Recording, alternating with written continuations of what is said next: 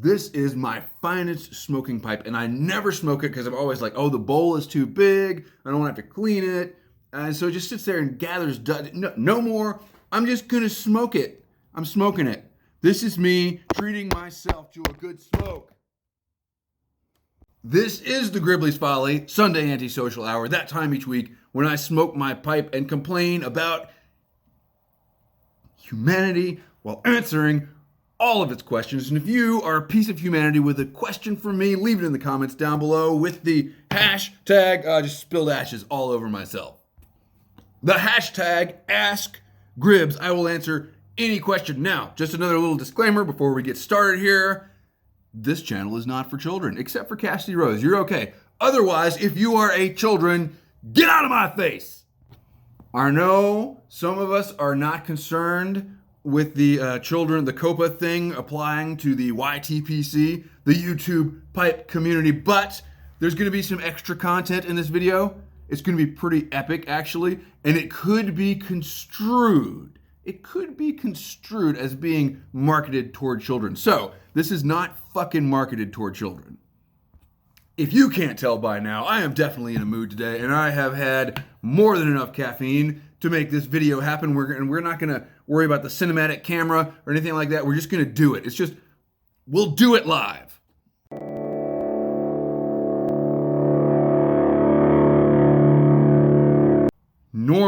Normally, I like to have a nice, relaxed antisocial on Sunday mornings, relaxing for you and for me.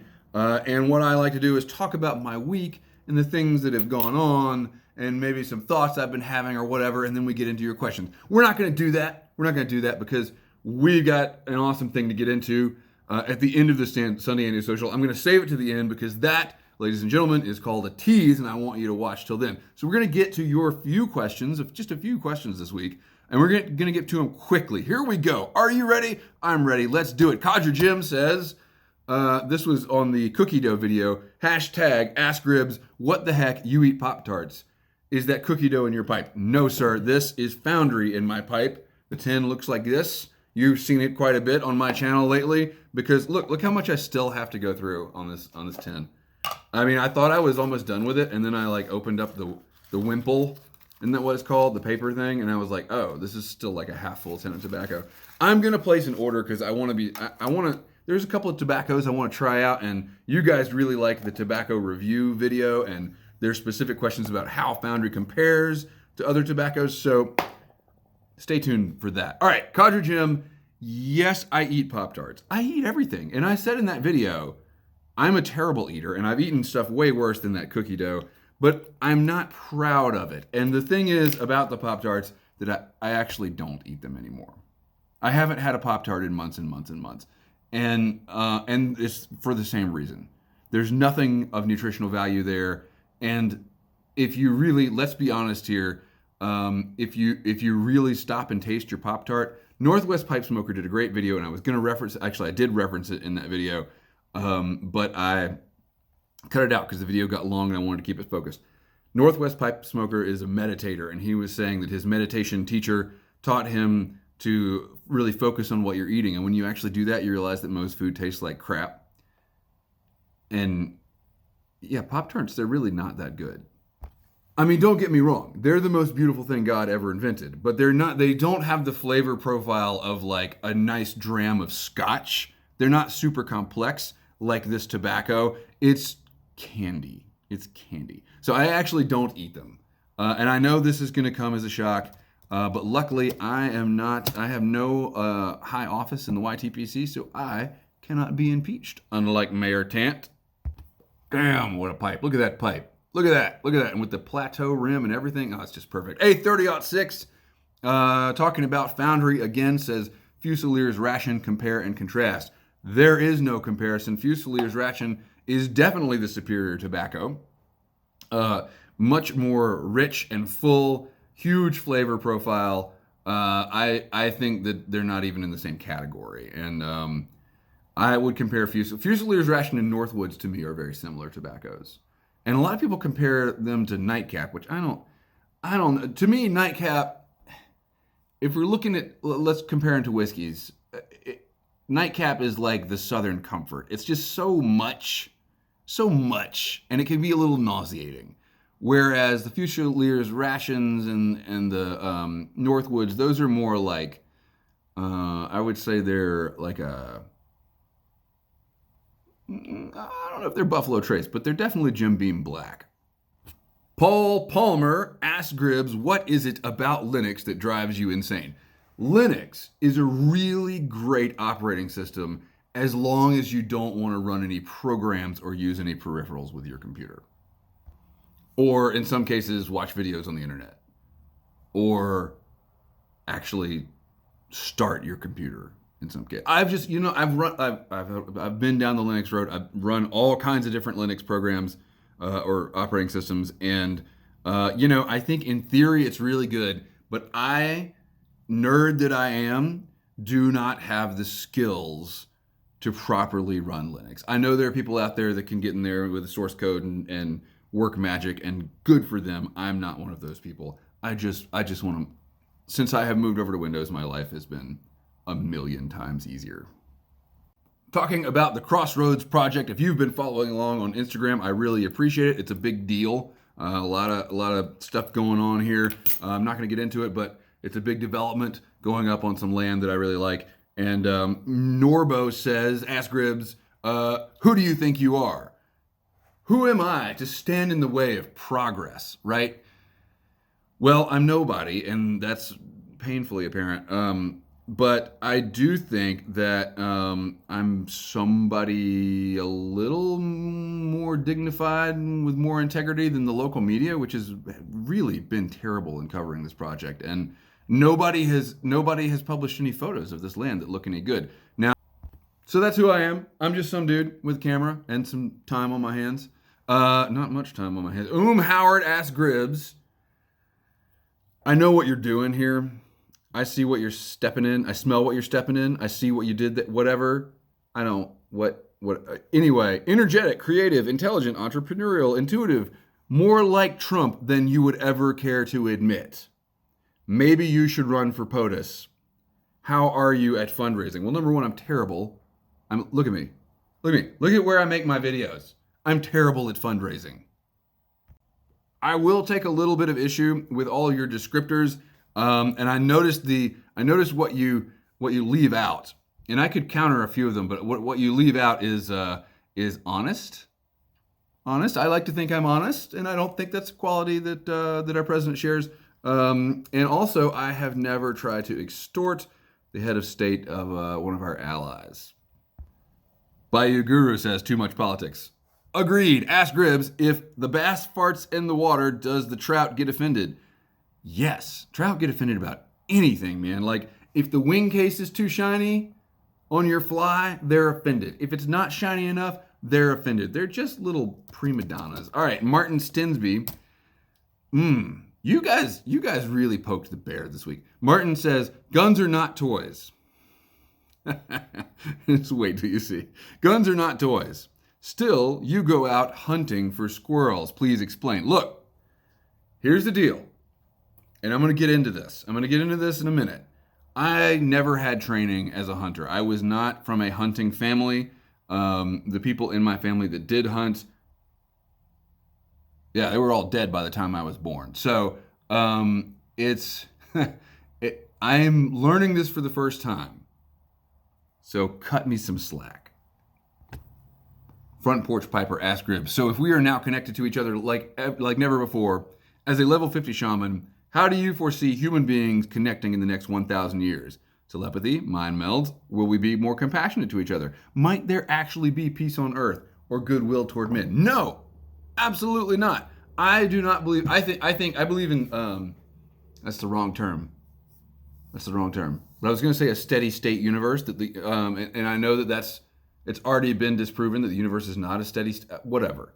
What I believe is that the character of the universe is universal, and that includes in time and space. And so, I mean, not that we know. This is just an assumption. This is just something I think. I don't think the character of humanity being part of the universe, I don't think the character of humanity is ever going to change. In 1,000 years, if we are still here, we're just going to be doing the same douchey stuff we do right now, just with more technology.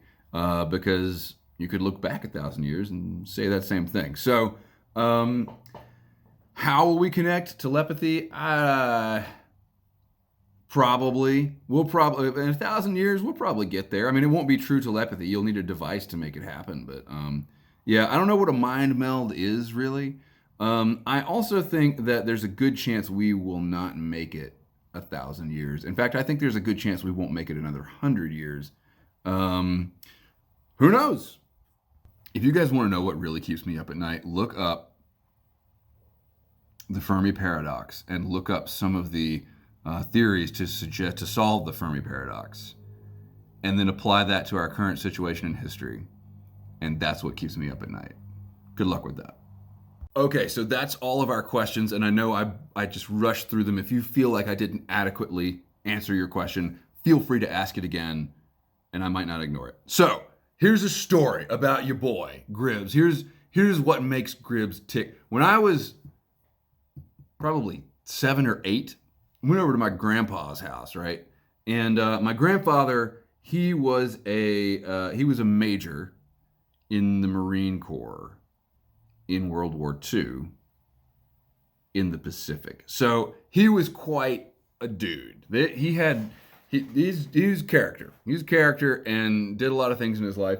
Anyway, went over to his house, and this was when I was like just old enough to be interested in, my parents were just now ready to give me a little bit of independence, that sort of thing. And I had actually, I believe, just read My Side of the Mountain, which is the namesake for my YouTube channel. So young Gribbs is running around in his grandpa's house, and he spots in the corner behind the screen door on the back porch a rifle.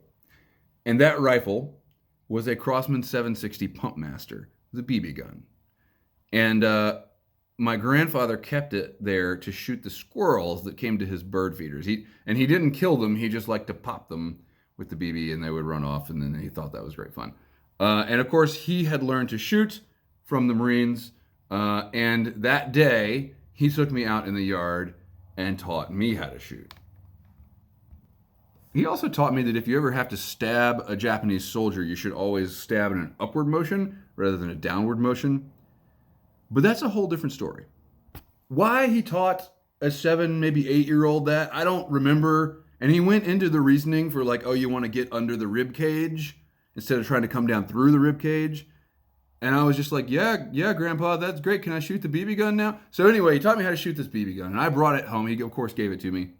I brought it home to the woods, and man, I conquered the woods with that BB gun. Crosman 760 Pumpmaster. I ended up dismantling it. I think the seal's probably broken. I didn't know how to fix it. Ended up dismantling it in my early 20s and like taking it apart to see how it worked or something. And you know how the male thing of like, oh, this is broken. I'll just reduce it to its smallest parts. I wish now that I had kept it. When my son was in the NICU, the neonatal intensive care unit in the hospital, it was pulling teeth to get him to eat enough, to grow enough to get out of the hospital. This tiny little premature baby. And I remember we were trying to feed him something like 25 milliliters of milk. And there was one of those days where it's just like, come on, kid, like we can't go home until you can eat this by yourself. Because otherwise they had to put it in through the nasal gastric tube. Anyway, I promised my son, who was at that point literally a negative age, like negative gestational age, I promised him that if he could eat his entire bottle, I would buy him a BB gun. And he did. And I went out that day and bought one, a Crosman 760 Pumpmaster, which was definitely not of the quality that my old 760 Pumpmaster was. Whatever, it's in the closet. It's like, I shot it twice to make sure that it worked. I put it away, and I filled the little bottle I filled it with BBs, and we're going to give that to him when he's ready for it. When he's ready for it, and of course, kids these days, he'll probably be ready for it when he's like 40. When I started doing the squirrel hunting stuff, I had to go to the range and really sight my rifles in to make sure I could humanely kill a squirrel. Not that I have yet, but anyway. And in doing so, I realized that I really miss shooting. Like, I just don't get to shoot enough. I really enjoy it. There's something about it. that's very calming to me, and it all, but also it's adventurous at the same time. And so I have been looking into ways in which I could make that a bigger part of my life. And one of those ways is to join a local shooting club, which is right by the house. Now, normally my range is almost an hour away. It's a public range. I'm always afraid I'm going to get shot. It's very unsafe. I could join this club that's literally 5 minutes away. Really nice facilities. There's always a lane open 365 days a year. If you're a member, you can always go shoot. Everyone on the property has been background checked and has gone through safety training. And to join this club, you have to be a member of the NRA. As you know, the Gribley's Folly premise is that I'm not going to deal with any of that. I'm not going to be joining any political organizations. Unfortunately, there's like two parts to Gribley's Folly. One is like the cerebral, philosophical, political stuff that no one cares about, right? And then there's the fun part, which is me rediscovering myself as like a 9-year-old. So I've been looking at ways that I could possibly shoot cheaply without having to drive, and conveniently without getting arrested. I have to walk at least an hour to get to land where it's legal for me to hunt.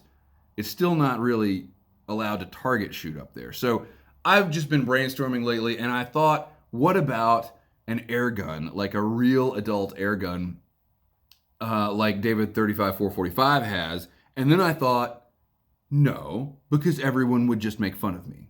I looked into it, and not only are these guns like super expensive and you need so much equipment to like make them work.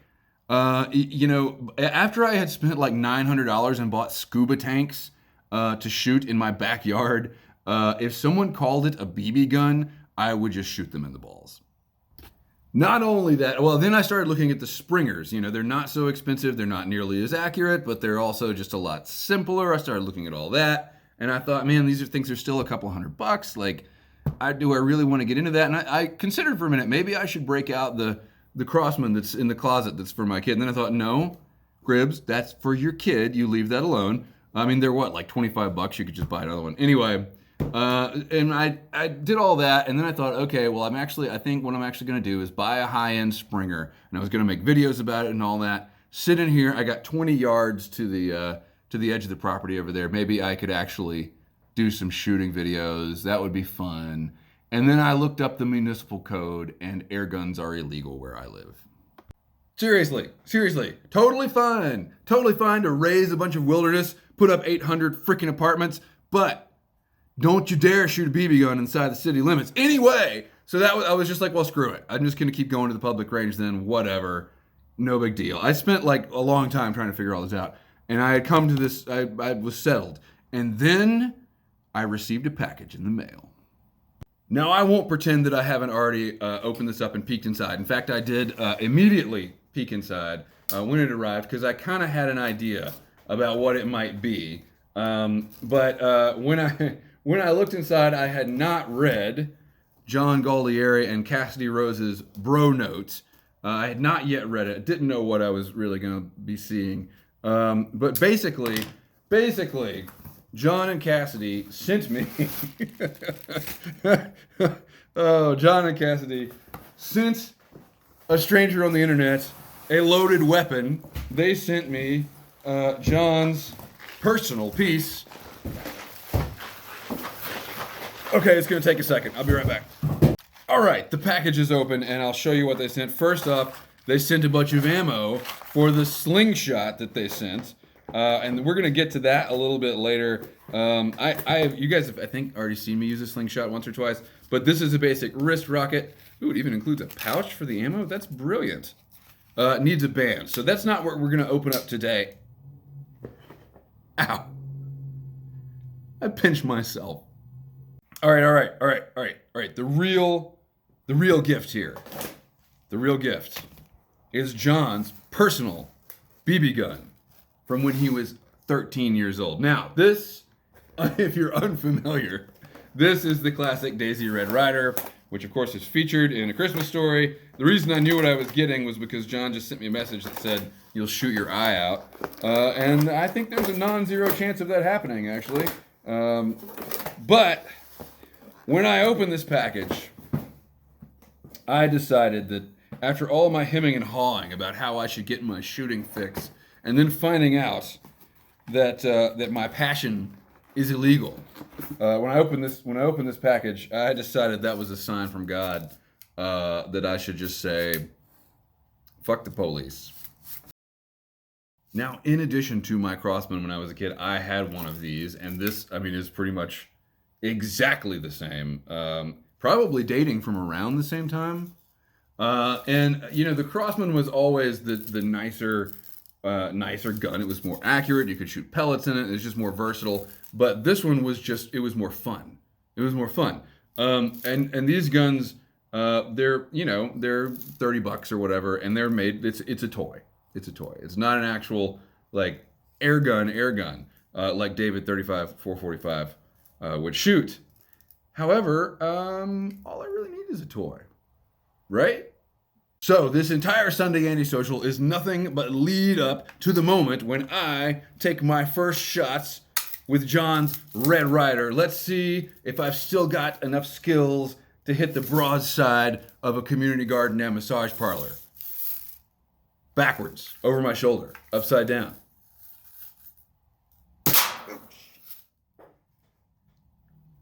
Still got it. So what's the first thing you do when you get a new gun? You take her to the range and see how she groups. Okay, so I paced out a range of about 10 yards, and I've got a shooter's rest here made of Churchill's autobiography. Let's do this thing. Ah, trigger's just beautiful.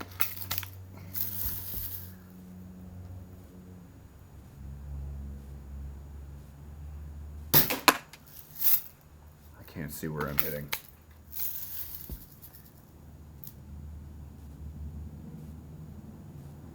I don't think that one fired.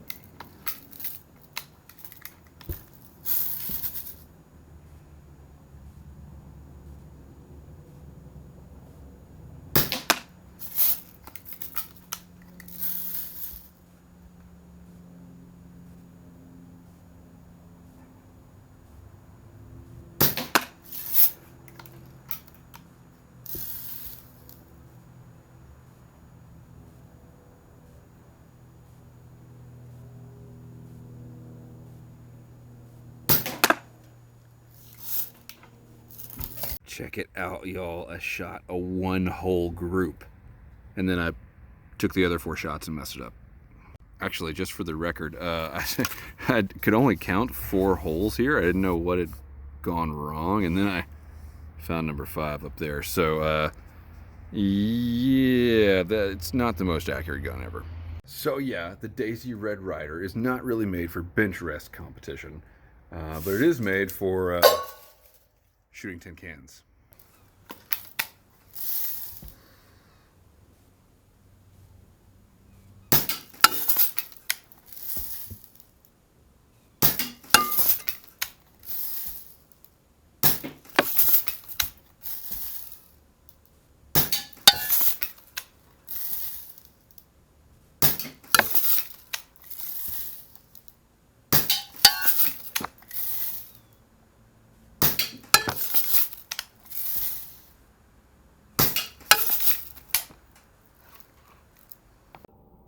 Well, that was a fun little experiment. John and Cassidy Rose, thank you so much from the bottom of my heart for reintroducing me to my 9-year-old self.